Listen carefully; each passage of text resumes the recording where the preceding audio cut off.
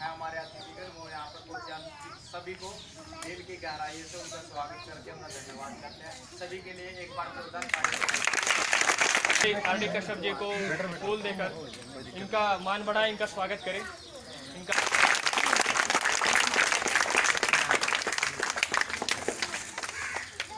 की बेटियां भी हमारे यहाँ कम नहीं है, बेटियां भी आगे चल रही है, बढ़ रही है। तो इसी सिलसिले में हमारे बीच रेणु मैम है, इनका भी हमने ये पहल शुरू किया। ये हमारा पहला प्रोजेक्ट है और हम अप्रत्यक्ष रूप से कई सारे मीटिंग करते हैं, लेकिन किसी गांव के बीच में आना और ऐसे बच्चों से मुखातिब होना, ये हमारा पहला प्रोजेक्ट है। और आज हम बच्चों को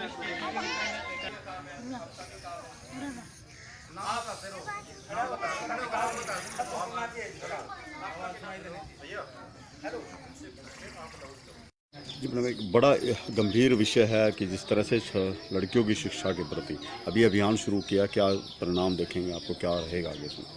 अच्छा, जिस तरह से आज करनाल जिले के गढ़ी बरेल गांव में घुरुंडा ब्लॉक के एक बेटी सम्मान समारोह किया जा रहा है, जिसके तहत गांव के उस एरिया की बेटियों को सम्मानित भी किया जा रहा है। उनको एक स्टेशनरी वितरित की जा रही है, जिससे उनको थोड़ा प्रोत्साहन मिले, थोड़ा मन के अंदर विश्वास जगे कि हमें पढ़ाई की तरफ ध्यान देना है। वहाँ के जो युवा है या जो बूढ़े बुजुर्ग हैं, उनको भी इस कार्यक्रम में शामिल किया गया है, ताकि वो भी जागरूक हों और अपनी बेटियों को, अपने गाँव की, परिवार की बेटियों को पढ़ाने के लिए भी जागरूक रहे।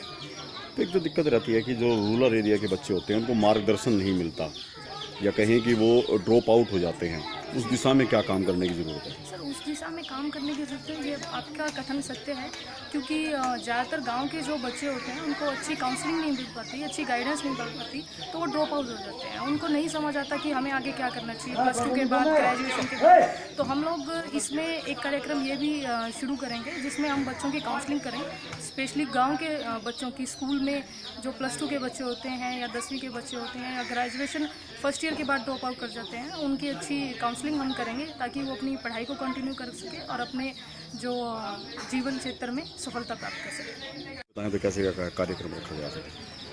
आज का ये कार्यक्रम बेटी बचाओ बेटी पढ़ाओ अभियान के तहत बेटी सम्मान समारोह का ये प्रोग्राम है गांव बड़गड़ी में। जैसा कि हम सभी जानते हैं कि हमारा लिंगानुपात समाज में लड़कियों का बहुत कम हो गया है, और प्रधानमंत्री जी ने एक आह्वान किया था 22 जनवरी 2015 को पानीपत की धरती से, बेटी बचाओ बेटी पढ़ाओ। उसी अभियान में समाज की सहभागिता हो, उसी को लेकर के हमारी टीम ने जो कश्यप शिक्षा फाउंडेशन की तरफ से इस प्रोग्राम का आयोजन किया गया है, और समाज में बच्चियों को खास करके शिक्षा के प्रति जागृत करने के लिए जगह जगह इस प्रकार के प्रोग्राम कुछ किए भी हैं, कुछ आगे भी किए जाएंगे। किस तरह से कार्य रहेगा कि जैसे जो खासकर रूरल एरिया के जो बच्चे हैं वो आगे आए? इसमें सबसे ज़्यादा हमने वही एरिया चिन्हित किए हैं जहाँ गरीबी ज़्यादा है, जहाँ के बच्चे में जागरूकता की बहुत कमी है। उन्हीं एरिया को चिन्हित करके सबसे पहले उन्हीं में इस अभियान को आगे बढ़ाया जाएगा। सन की तरफ से, पूरी टीम की तरफ से, हमारे माननीय अतिथियों के गाइडेंस की तरफ से ये बेटी सम्मान समारोह इसलिए किया जा रहा है क्योंकि बेटियों को पढ़ाना बहुत जरूरी है। ठीक है ना, समाज में बोलते हैं ना भी बेटी बचाओ बेटी पढ़ाओ अभियान जो होते हैं, भाई हम बेटियों को गोल रोटी बनाना सिखाते हैं, लेकिन हम इसके साथ साथ में हमें अपनी बेटियों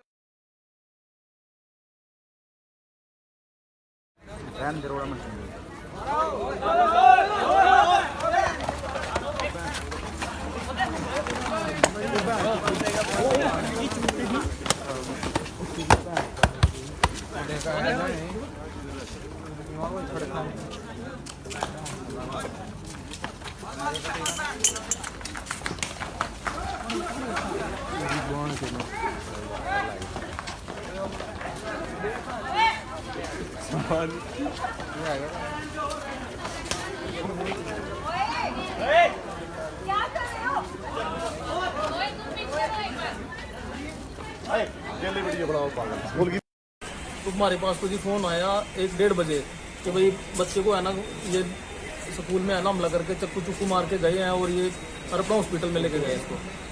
और फिर हमारे अपना हॉस्पिटल गए जी, तो इसको देखा कि चक्कू लगे हुए हैं जी, बहुत इतने गहरे गाँव में। बेटे का नाम रोहित है? रोहित है जी। झगड़ा किस बात पे हुआ? उसने बताया कि कोई लड़की का मामला था। ये तो जी किसी और का, ये लड़के स्कूल के साथ है जिनको ज्यादा पता है, मेरे से वाले लड़की ये तो इनके साथ खड़ा था, उड़दंगी करी उन्होंने, भाई ये बीच में पड़ गया, भाई ऐसे उड़दंग क्यों मचा रहे हो स्कूल में, तो इसी के ऊपर हमला कर दिया, फिर इसको चक्कू मारा। पुलिस आई है? पुलिस अब तक नहीं आई जी। तकरीबन कितने लड़कों ने हमला किया? ये 4-5 लड़के थे जी। तो सारे बाहर के थे? कार्रवाई होनी चाहिए जी। देखो जी, आज हमारे बच्चे के साथ हुआ है स्कूल में, और एक विधायक के स्कूल में जो ये कांड हुआ है, चक्कू अगर कोई गलत जगह लग जाता तो हम किसकी माँ के नीचे लगते जाके? सारे बाहर के बच्चे हैं? सारे नहीं, एक बच्चा स्कूल का भी है जी। जिसने हमला किया है ये कुटेल का है जी लड़का, ये बताएगा जी लड़का आपका का क्या नाम है? मेरा नाम विक्रम है जी। ठीक है, तो मतलब आपस में वो ठीक है, वो मेरे गांव के हैं सारे जो मार के गए थे वो, तो मतलब उनकी आपस में बात थी कुछ, तो हमने उसके बाद जाकर पूछा जो मतलब जिसके साथ मैटर था, तो उसने बाहर से पहले ही बुला रखे थे बच्चे, तो उन्होंने आकर फिर सीधा ही मतलब चक्कों के साथ हम लग गया। क्या मामला क्या बताया?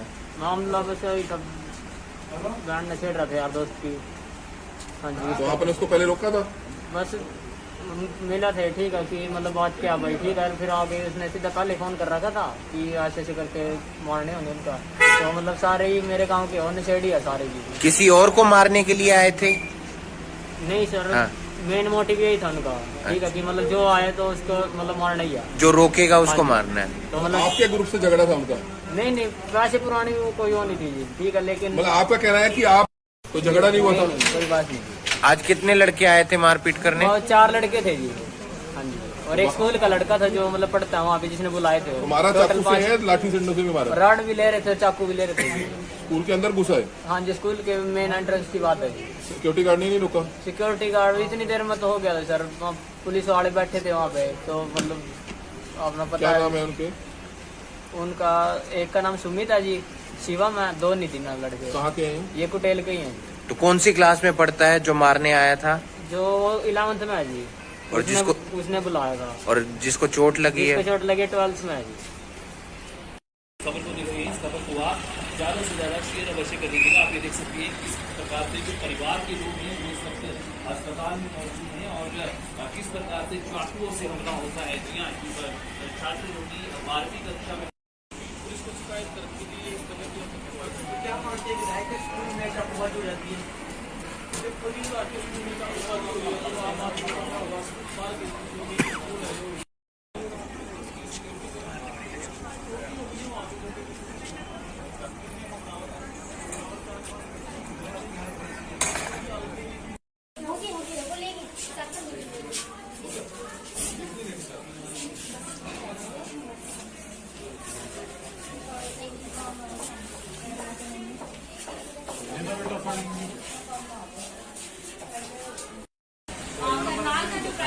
वहाँ पर लेकर आया जाता है। फिलहाल पुलिस ने कंप्लेंट करवा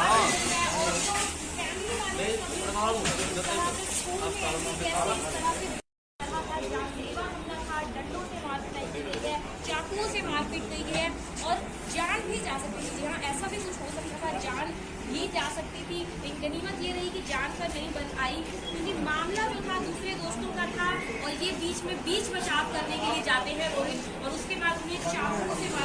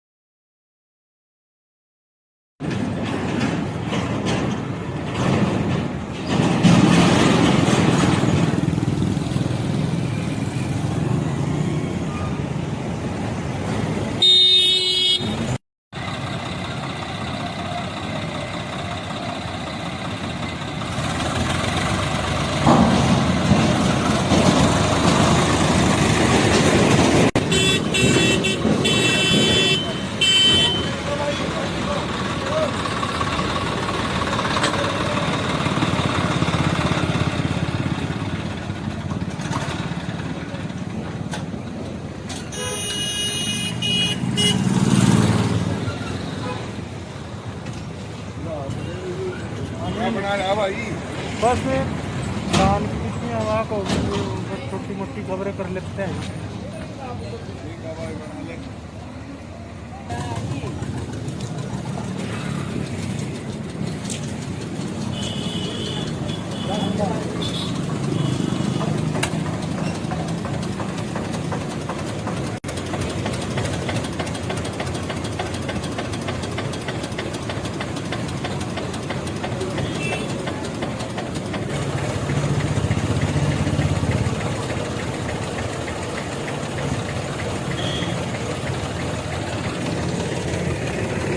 तेरे गम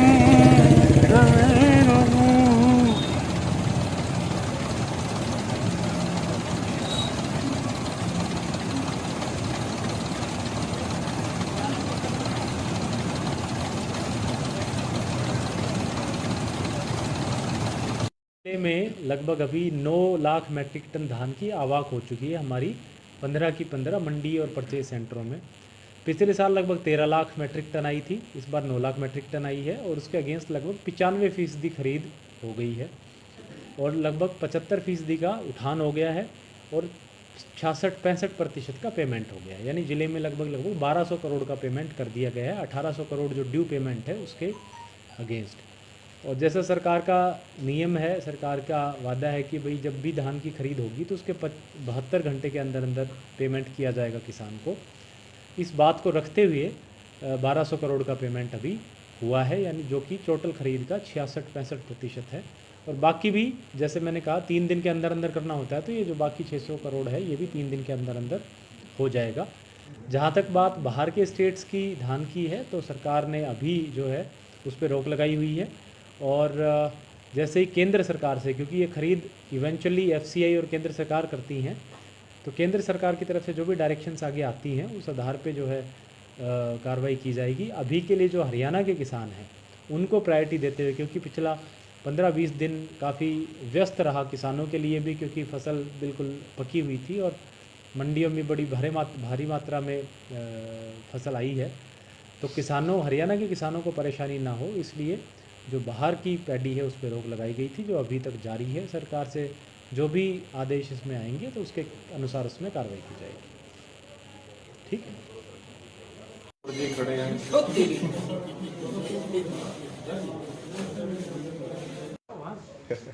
मैंने कहा ये अन्य प्रदेशों की जो धान पर अभी फिलहाल रोक लगा रखा है केंद्र सरकार के आदेश अनुसार, तो अपने करनाल में सर जो कुछ कार्रवाई की गई थी, अगर आई हो या नहीं आई हो, क्या नहीं? अभी तक तो सरकार का स्पष्ट है कि सबसे पहले जो हमारे अपने लोकल फार्मर्स हैं, हरियाणा के जो फार्मर्स हैं, हरियाणा की जो ज़मीन है वही फार्मर मंडी में अपनी फसल लेके आ रहे हैं और सरकार द्वारा वो सारी फसल खरीदी जा रही है। और कुछ कार्रवाई की गई अगर आप जैसे आए हो वाहन या कोई? शुरू में कुछ जो है ना यूपी से ट्रैक्टर ट्रैलिया या कैंटर आए थे कुछ, उनको हमने वापस भेज दिया गया है। भाई पोर्टल अभी आपके लिए बंद है, जब यूपी के लिए कोई ऐसा आदेश आएगा सरकार की तरफ से, कोई पोर्टल खुलेगा तो देखेंगे।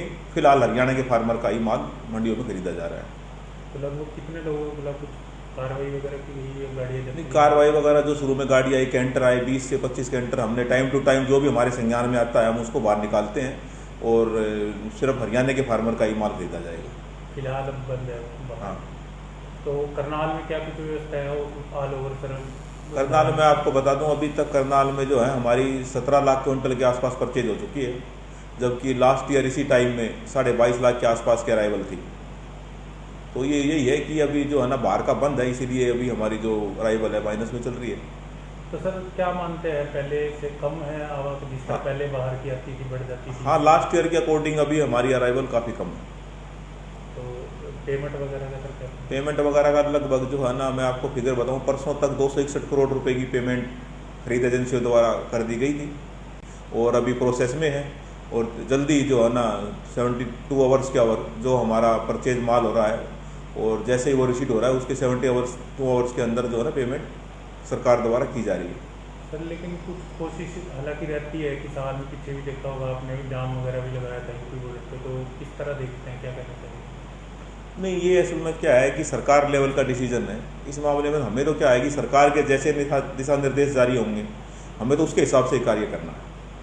तो सरकार के भी ऐसे दिशा निर्देश कोई है नहीं कि बाहरी प्रदेशों का यहाँ पर धान आए, जैसे आगे स्थिति होगी उसके हिसाब हम निर्णय लेंगे।